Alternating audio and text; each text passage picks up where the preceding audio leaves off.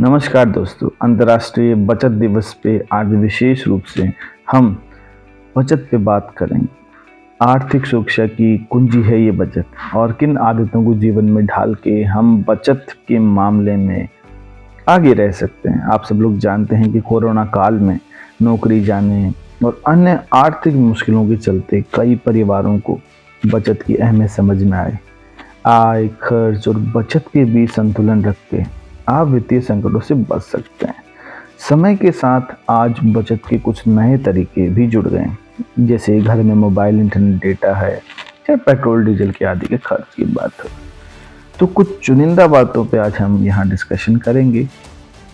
सबसे जो पहली बात है वो है ब्रांड, यानी कि ब्रांड का जो मोह है हमें उसे हम कैसे छोड़ें।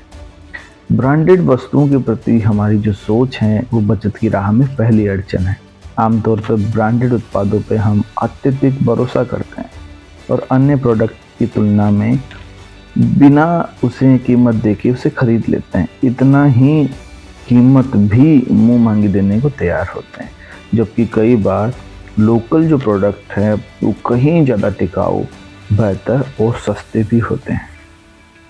दोस्तों, जो दूसरी आदत है वो है क्रेडिट कार्ड के इस्तेमाल से संबंधित।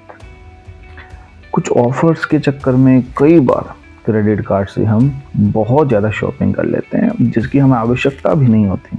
असल में क्रेडिट कार्ड एक बैंक की तरफ से दी जाने वाली क्रेडिट फैसिलिटी है, जो हमें पहले खर्च करने की सहूलियत देती है और बाद में हमें उसे चुकाना होता है।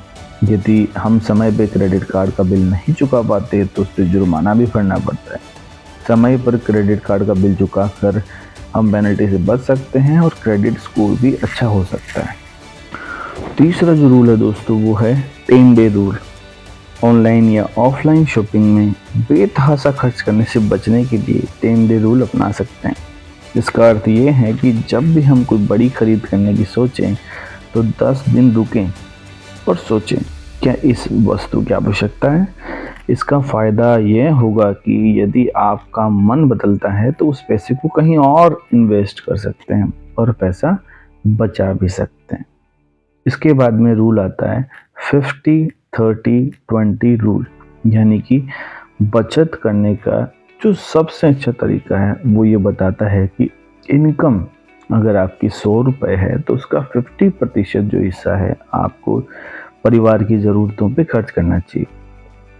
30% जो हिस्सा है, 30% जो हिस्सा है वो आप अपने घूमने फिरने या अपने शौक पे खर्च कर सकते हैं, और जो बाकी बचा हुआ 20% हिस्सा है वो आपको हर हाल में बचाना चाहिए।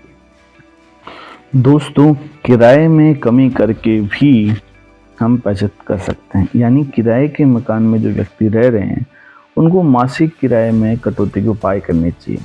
जैसे कि कार्यस्थल के करीब महंगा घर लेने के बजाय वो थोड़ी दूर पे सस्ता घर ले सकते हैं।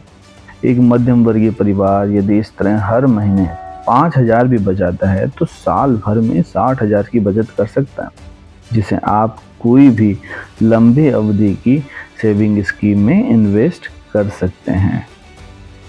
दोस्तों, EMI यानी कि हमें ऐसे लोन लेने की आवश्यकता है जिन पे ब्याज कम हो।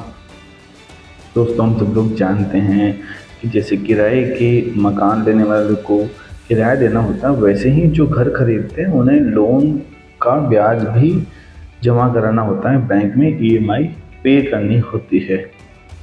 तो इस तरह के लोन हम ले सकते हैं या उन लोन को हम टेक ओवर करवा सकते हैं जहाँ पे जो bank come rate of interest पे वो लोन हमें दे रहे हैं। इस तरह से हम कुछ पैसा बचा सकते हैं, कुछ बचत कर सकते हैं। दोस्तों, बात करते हैं नए ज़माने की जो सेविंग पैक है यानी डेटा पैक है उनकी। तो हम सब लोग जानते हैं कि इंटरनेट अब आज लगभग हर व्यक्ति की पहुंच में है। उसका सबसे बड़ा रीज़न है सस्ते डेटा पैक होने के कारण। लेकिन दोस्तों, बाज़ार में इस तरह के डेटा पैक भी उपलब्ध हैं जिसमें एक डेटा पैक में परिवार के सभी सदस्य इस्तेमाल कर सकते हैं। हम वाईफाई का इस्तेमाल कर सकते हैं ताकि कम से कम जो हमारा पैसा लगे और उसमें भी हम बचत कर सकें। दोस्तों, बचत में एक और जो इम्पोर्टेंट चीज़ है वो है इमरजेंसी फंड। हम सब लोग जानते हैं कि बचत का होना आवश्यक है, लेकिन एक इमरजेंसी फंड जो लगभग हमारा जो मासिक वेतन है या मासिक इनकम है उसका 6 गुना हो सकता है। यानी किसी का वेतन 40,000 रुपये है तो हम लगभग 2,40,000 रुपये इमरजेंसी फंड में होना चाहिए, जो हमें किसी मुश्किल समय में हमारी मदद कर सकता है। जी हाँ, फ्यूल से यानी पेट्रोल डीजल से भी हम सेविंग कर सकते हैं। पेट्रोल डीजल की खपत को घटा के भी बचत कर सकते हैं। एक ही परिवार के कुछ सदस्य यदि एक ही रूट पे अलग अलग वाहन से जाने के बजाय मैनेज करें और एक ही वाहन से चले जाएं तो पेट्रोल बचेगा। दोस्तों, हम कार पूलिंग भी कर सकते हैं। तो दोस्तों, ये थी बातें जो बचत की। ब्रांड, क्रेडिट कार्ड का इस्तेमाल, 10 डे रूल, डेटा पैक से कैसे बचाएं, रेंट को कम कैसे करें, ईएमआई से हम कैसे बचा सकते हैं, और 50-30-20 रूल। दोस्तों, आई होप कि आपको अच्छा लगा होगा। Thank you very much.